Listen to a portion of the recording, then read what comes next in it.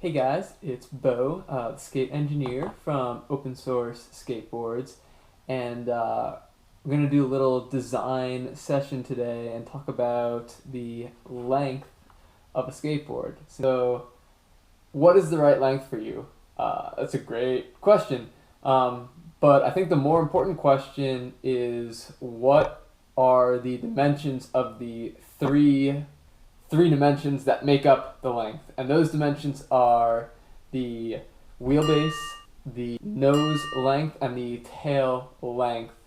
And those are basically, take our board here, take a little tape measure. The wheelbase is measured from the inside of your bolts. These boards are 14 inches in wheelbase. And the nose and the tail length are measured from the outer bolts to the edge of the board, like that, just straight across. And if you add those up, it actually doesn't give you the length because it doesn't take into the account the distance between the inner and outer bolts, but that's the same dimension for all boards. But those are really the more important dimensions, I think, to pay attention to.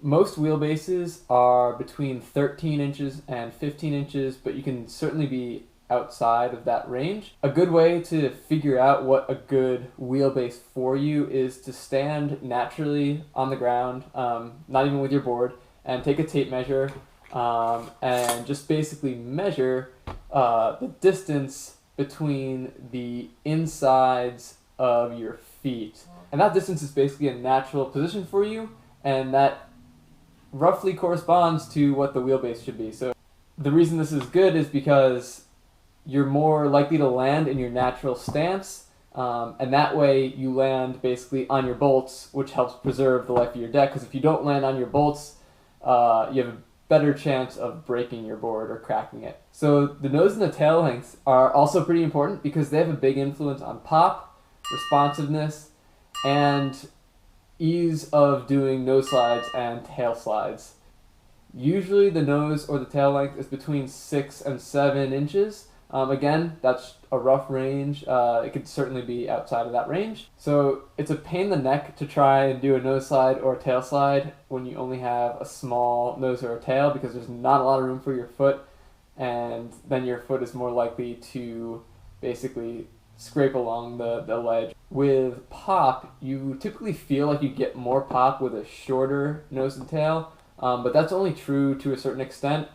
Beyond a certain shortness, it's just going to be really hard and feel really weird to kind of pop it up. But that goes back into the concept of pop angle, and definitely check out that video and our blog post about that when you get a chance, because that'll help make more sense of that. And lastly, responsiveness is affected by the length because basically your board's like a lever that pivots about your truck axle. And the further out your nose or tail is, so the longer your nose or tail length, the bigger of a lever you have, so the easier it is to pivot your board and to pop it up and flick it. It's kind of a trade-off between responsiveness and pop that you have with short and long nose and tail length. You might also find that some boards have a slightly longer nose than tail, and one of the reasons for this is because that longer nose reduces the pop angle, which basically means that you don't have to put as much momentum forward when you go for a nollie, which can throw off your overall balance, and it helps you keep better control of your momentum. So just to recap, when you go to look at a length of a board, check out the wheelbase, the nose length, and the tail length. That's it for length for now. Let me know if you guys have any questions in the comments section below the video, and I'll have some more design tips and board selection tips coming up. Again, let me know your questions, and that's it for this episode.